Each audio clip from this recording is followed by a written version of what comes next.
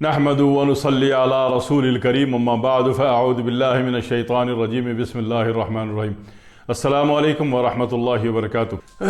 بہت سارے احباب نے پائن نٹس کے بارے میں پوچھا۔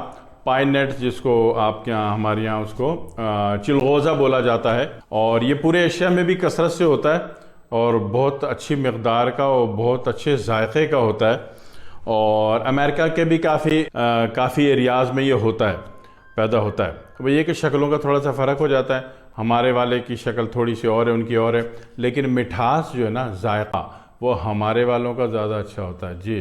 اور اس میں 25 سال لگتے ہیں کم از کم چلغوزے کے درخت کو ڈیلیوری پرفارم کرنے میں، پھل پھینکنے میں، چلغوزہ بنا کے دینے میں 25 سال کا عرصہ درکار ہوتا ہے اس کو۔ تو اس لیے اس لاڈو رانی کے نخرے بھی بہت ہیں اور یہ مہنگا بھی بہت ہوتا ہے۔ وہ الگ بات ہے کہ ایک صاحب گئے، وہ ڈرائی فروٹ والے کیا بولا چلغوزہ کتنے کا؟ بولا جی اتنا کلو۔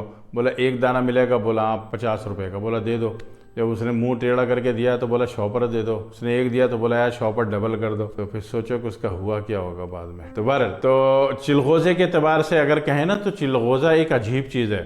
اگر کھانے کے بعد اس کے آپ 11 دانے بھی کھاتے ہیں، 11 دانے، تو اس سے جن لوگوں کو شکایت ہے کہ کھانے کے بعد شوگر بڑھتی ہے، تو حرام ہے کہ شوگر بڑھ جائے ان کی، کچھ نہیں ہوگا، انسان کی بچی بن جاتی ہے۔ دوسری بات ہے کہ ہڈیوں کو طاقت دیتا ہے۔ ایک عجیب بات یہ ہے کہ اعصاب کو مضبوط کرتا ہے۔ اعصاب میں دماغ بھی ہے، ہڈی بھی ہے، اسپینل کارڈ بھی ہے، آپ کے پٹھے بھی ہیں، لیکن ایک عجیب بات یہ ہے کہ دل کو بھی مضبوط کرتا ہے۔ دل کی جو گھبراہٹ والی رفتار ہے اس کو بہترین کر دیتا ہے۔ اور دوسری بات یہ ہے کہ جتنا بھی یہ آپ کا فیٹ کا معاملہ ہے، جو برا کولیسٹرول ہے اس کو یہ گرا دیتا ہے، جو اچھا کولیسٹرول ہے اس کو یہ بڑھا دیتا ہے نا ایک عجوبہ، یہ بڑا بہترین عجوبہ ہے۔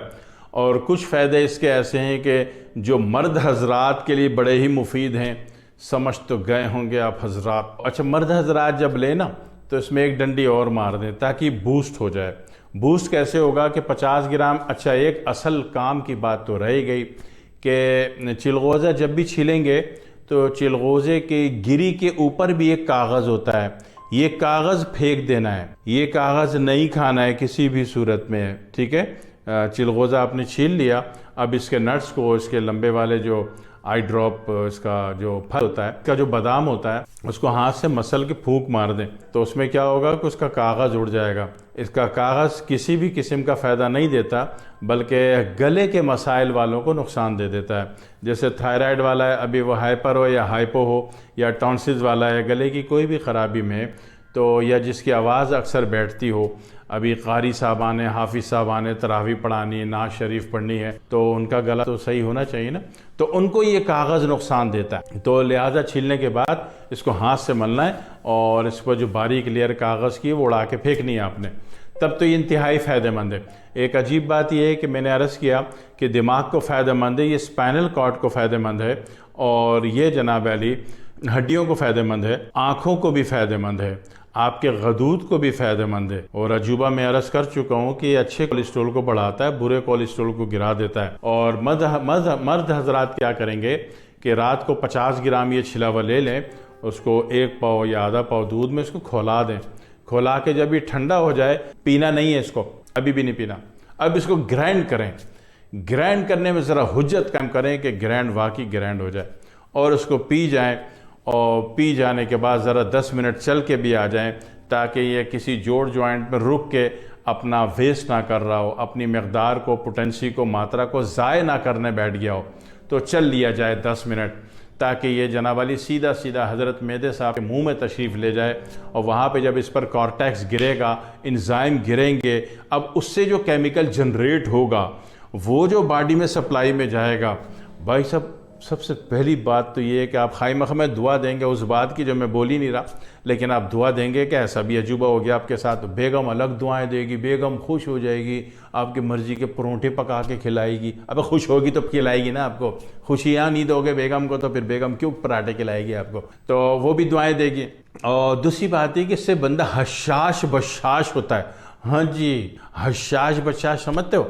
خائی مخمہ اسرا ہوتا ہے پاگلوں کی طرح، تو پاگل مطلب کہ اس کی انزائٹی لیول یہ گرا دیتا ہے، اسٹریس لیول گرا دیتا ہے، اور آپ کو خوشی اور فرحت پیدا کرتا ہے، آپ کی روح میں، آپ کے جسم میں آپ کی سوچ میں، آپ کے دماغ میں تو ڈائریکٹ امپلیمنٹ ہے نا اس کی اعصاب کے اوپر، تو یہ ساری چیزیں حشاش بشاش کر دیتی ہیں۔